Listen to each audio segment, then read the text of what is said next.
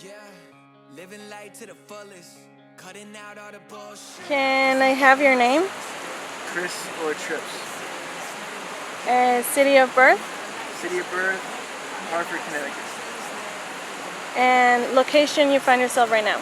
San Jeronimo, Colombia. And what's today's date? Today's date is January 5th, 2023. Do you agree that you'll answer the truth and nothing but the truth? Thanks. Try my best. Okay. Close your eyes and pick out a card. That was a dare. Hold on. Pick another card. Close your eyes and pick out another card. Okay.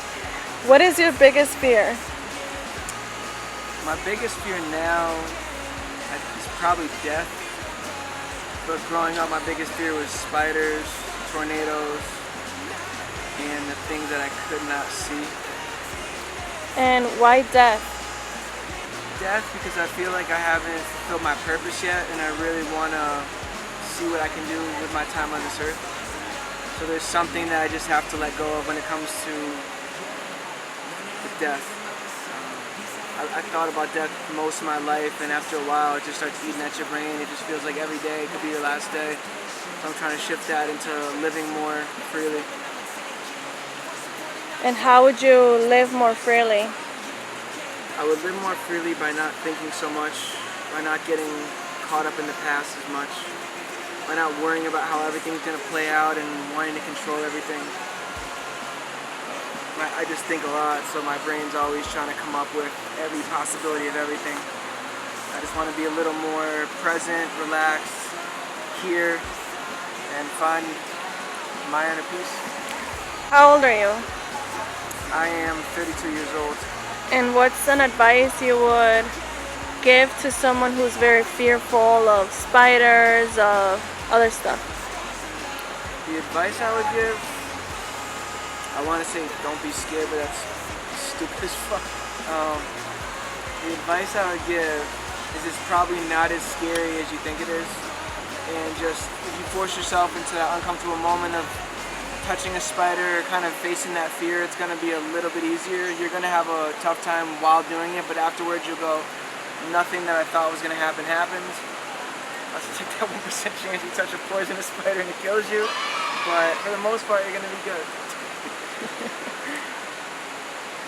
And since you're so fearful of death, what's a type of death that you would like to have? Like, how would you like to die? I want to die for a cause.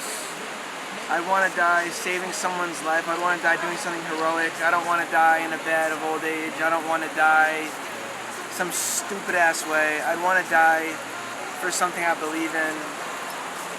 I want to die for somebody other than myself. So then,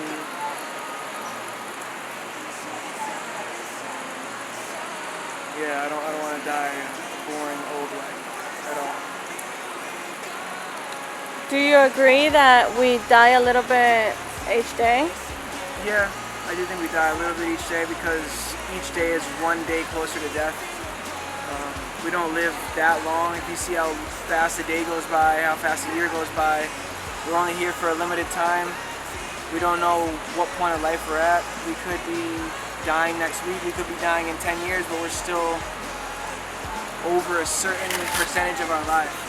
Whether you're 25% or 50% and so on. So you are dying a little bit each day. From the second you're born, you're dying a little bit each day. How about in a philosophical way? Like ego death? With ego death, you are dying a little bit each day because you're learning more about yourself.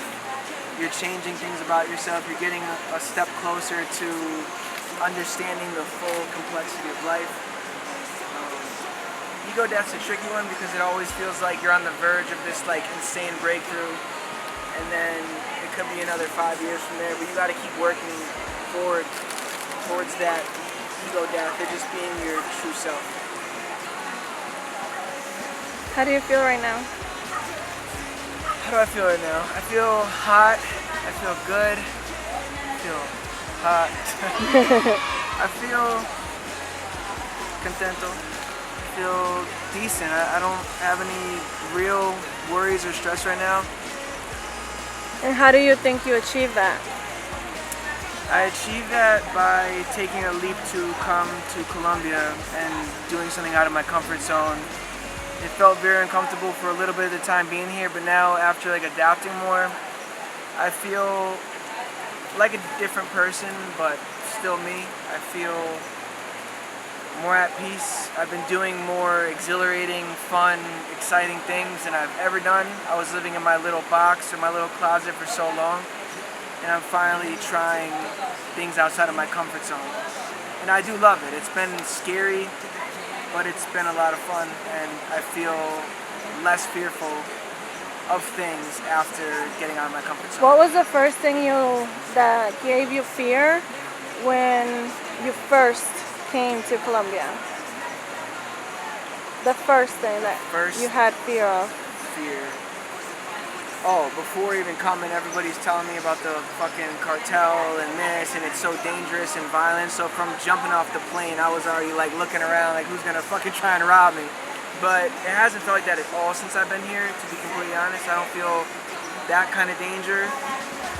I was worried when we were in this place, La Guajira, with like, there was like wild dogs, and I'm thinking about rabies, I'm getting bit, I'm getting malaria. It's more different fears, but after a couple weeks of being here, I'm good. I adapt pretty quick, but in the beginning, it's like the unknown, like what can happen. But I haven't seen any violence here. I'm not saying there is none, but I haven't seen what I was scared of here. People just put it in your head, like, be careful, and it's not that bad. And what's an advice for people who get fears from others? Like, how do you break those chains? You break the chains from others by trusting yourself more, not taking their word over yours. It seems a lot easier said than done, but over time you really start to learn to trust yourself if you're doing the internal work. I think we trust others because they're so sure of that idea that it seems like, well, maybe they're right.